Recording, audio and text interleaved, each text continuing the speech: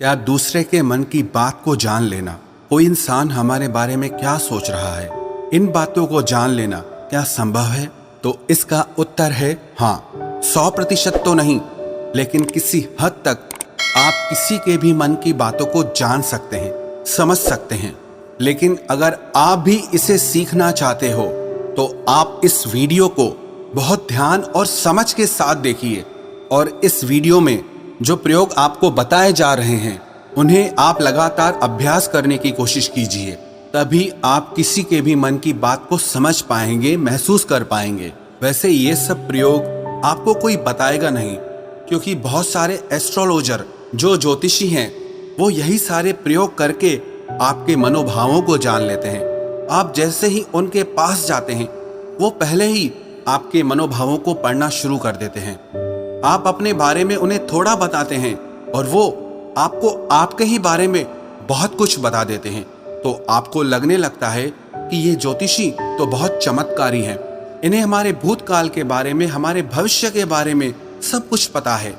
पर ये वास्तविकता नहीं है और ये कोई चमत्कार भी नहीं है। ये सिर्फ अभ्यास की बात है जो उन्होंने किया है और उसी से ही वो आपके मन की बातों को जान लेते हैं। अब वो तो आपको ये सारी बातें नहीं बता सकते, क्योंकि उनका घर और उनका बिजनेस इसी से ही चलता है। तो आइए अब हम शुरू करते हैं कि इसको किया कैसे जाता है। सबसे पहली बात है कि अगर आप किसी के मन की बात को जानना चाहते हैं तो उसके लिए आपके मन का शांत होना बहुत जरूरी है। थोड़ा ध्यान से समझना इस बात को, तभी आप इन प्रयोगों को सक्सेसफुली कर पाएंगे। मैं आपको एक कहानी सुनाता हूँ। एक जैन फकीर हुए जॉर्ज गुरजीएफ, उनके पास जो कोई भी शिक्षा लेने आता था वो उन्हें सिखाते थे कि तुम शब्दों से नहीं, मन के भावों से बातचीत करना सीखो। इसे टेलीपैथी भी कहा जाता है, जो बिना कुछ कहे एक दूसरे के साथ मन ही मन में बात कर लेना। कई बार आप लोगों ने महसूस किया होगा कि आप किसी के बारे में सोचते हैं और वो इंसान आपके सामने आ जाता है या उसका फोन आ जाता है। कहीं ना कहीं आपके मन की बातें उस तक पहुंच जाती है और उसके मन की बात आप तक पहुंच जाती है। तो जो जैन फकीर थे वो अपने सारे शिष्यों को एक प्रयोग सिखाते थे कि तुम अपने आप को एक कमरे में बंद रखो और एक भी शब्द नहीं बोलना है, किसी से कोई बात नहीं करनी है। सबसे पहले तो तुम अपनी वाणी को शांत करो। जब तुम्हारी वाणी शांत होगी तभी तुम्हारा मन शांत होगा। हमारी वाणी ही हमारे विचारों को शब्द देती है, आवाज देती है। पहले वाणी में शांति आएगी, फिर विचारों में शांति आएगी। फिर जब धीरे धीरे उन शिष्यों का मन प्रयोगों के द्वारा शांत होने लगता था तो गुरजीएफ क्या करते थे, अपने मन में एक शब्द बोलते थे, जैसे कि गुलाब का फूल। और जब तक वो शब्द उन शिष्यों को सुनाई नहीं देता था वो उन शिष्यों से इसी प्रयोग को लगातार करवाते रहते थे। वो एक ही कोई शब्द अपने मन से बोलते रहते थे और उस शब्द को धीरे धीरे वो सारे शिष्य आसानी से सुन लेते थे, बिना मुंह से कुछ भी बोले। आप कहोगे ये सब बकवास बातें हैं। ये बिल्कुल भी बकवास बातें नहीं है, ये प्रूव्ड साइंटिफिक बातें हैं। बहुत लोगों ने इस पे प्रयोग किए हैं। आपने कभी देखा, जो मनोवैज्ञानिक होते हैं वो बहुत से लोगों के चेहरे के हाव भावों को देखकर, उनकी बातों को सुनकर उनके मन की बात जान लेते हैं। तभी मनोवैज्ञानिक लोगों के सामने सब लोग अपने दिल की हर बात खोल कर रख देते हैं। उन्हें लगता है कि इन्हें हमारे बारे में सब कुछ समझ में आता है, ये तो हमारे मन की बातें पढ़ लेते हैं। जो लोग मनोवैज्ञानिकों के पास जाते हैं उन्हें लगता है कि इस मनोवैज्ञानिक के पास तो कोई चमत्कारी शक्ति है। सच कहूं, उसके पास कोई चमत्कारी शक्ति नहीं। उसने बस अपने विचारों को शांत करके, खुद के विचारों में ठहराव ला करके, उसने अपने भावों को, अपनी ऊर्जा को आपसे कनेक्ट कर लिया। इसलिए जो भी आपके हाव भाव हैं उसकी ऊर्जा को वो मनोवैज्ञानिक महसूस कर पाता है, समझ पाता है। सीधा सरल सा सूत्र है कि जब तक आप बोलते रहते हैं सामने वाले सुनते रहते हैं। आप बोलना बंद करते हैं तभी सामने वाला जो बोल रहा है वो आप सुन पाते हैं। यदि आप दोनों ही लगातार बोलते रहेंगे तो किसी को कुछ समझ में नहीं आएगा।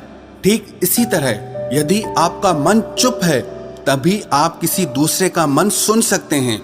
मन के चुप होने का मतलब है कि आप विचार और कल्पनाओं से बाहर निकलकर पूर्णतः शांत हो जाएं। इसे ही चित्त का शांत होना कहते हैं। कहते हैं कि इस मन की शक्ति योग के बल पर जो योगी लोग होते हैं वो चींटियों के पैरों में बंधे घुंघरू की आवाज तक भी सुन सकते हैं। तो लोगों के मन में तो दुनिया भर का शोर मचा हुआ है, वो आपको कैसे नहीं सुनाई देगा। लेकिन इसके लिए आपको एक बात बता दूं, जिन लोगों का मन बहुत चंचल रहता है, बहुत दौड़ता रहता है, ऐसे लोग अपने ही मन की बातों को ठीक से नहीं समझ पाते, तो वो किसी और के मन की बात को क्या समझ पाएंगे।